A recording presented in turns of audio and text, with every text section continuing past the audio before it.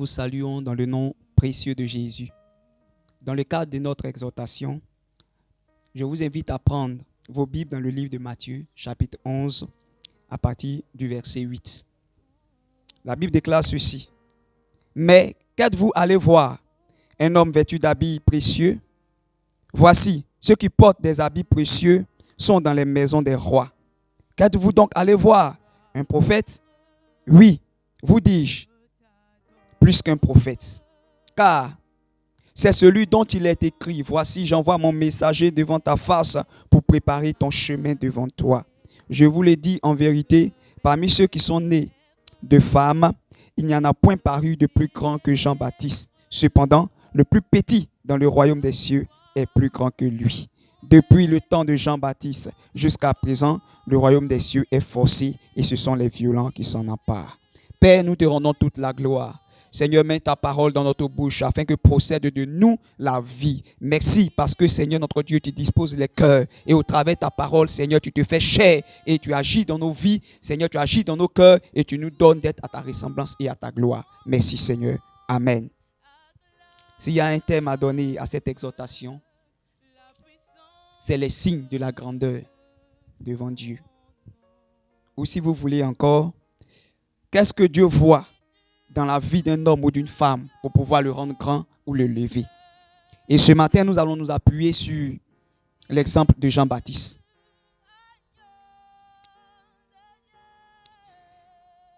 La grandeur, c'est quoi?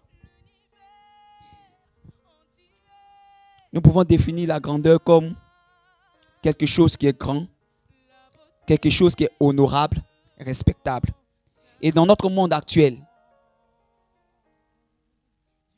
quand quelqu'un a beaucoup d'argent, on le dit grand. Quand quelqu'un a de grands biens, on le dit grand. Quelle que soit sa moralité, quelle que soit sa vie, qu'il soit adultère, qu'il soit pédophile, qu'il soit abonné à la drogue, quand il a beaucoup d'argent, on le dit grand. Certains sont dits grands à cause de leur connaissance. La connaissance rend grand.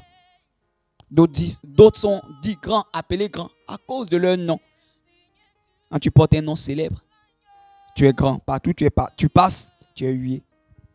Qu'en est-il donc de notre Seigneur? Notre Dieu, il n'a pas les mêmes critères de définition que nous avons de la grandeur. Voyez-vous, Jean-Baptiste portait, comme Jésus lui-même l'a dit, il s'habillait en peau d'animal. Il buvait du miel. Il mangeait des sauterelles dans le désert. Qu'est-ce que la vie de cet homme a de si spécial pour que le Seigneur, le Maître, le Roi des rois, le Seigneur puisse lui dire qu'il est grand? Le premier signe de la grandeur selon Dieu, nous le voyons au verset 10. Car c'est celui dont il est écrit, voici, j'envoie mon messager devant ta face pour préparer ton chemin devant toi. Jean-Baptiste avait pour mission première, il avait pour fardeau de préparer le chemin du Seigneur.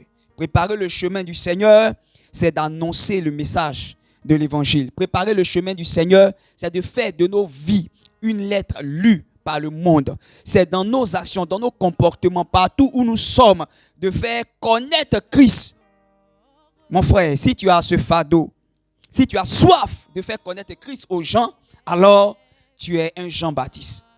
Tu es quelqu'un qui prépare le chemin du Seigneur et Dieu honore de tels hommes. Dieu appelle de tels hommes des grands. Alléluia. Le deuxième signe de la grandeur selon Dieu, c'est l'humilité. Quand je vois un prophète qui était ahué, au temps de Jean-Baptiste, les pharisiens avaient peur de sa popularité. Au point où, souvenez-vous, dans le temple, une question a été posée à un aveugle que Jésus avait guéri. Il leur a dit, Jean, au nom de qui il faisait ces miracles? Si vous donnez le nom que Jean utilisait pour faire ses miracles, je vais vous dire de qui je viens. Et la Bible dit que ces personnes, ils se sont interrogés en eux-mêmes. Si nous disons Jean, la foule va nous lapider. Parce qu'on sait que Jean est un prophète venu de Dieu. Quelle popularité. Et cet homme a répondu, je ne sais pas. Bien-aimé, l'humilité de Jean se caractérise dans son habillement. Aujourd'hui, nous sommes trop extravagants dans nos vêtements. Je n'ai rien contre les beaux vêtements, d'ailleurs, je suis en costume.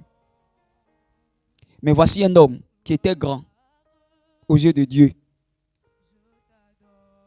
mais qui connaissait sa place. C'était un prophète de l'Éternel. Dans cette humilité, Jean-Baptiste n'a pas lutté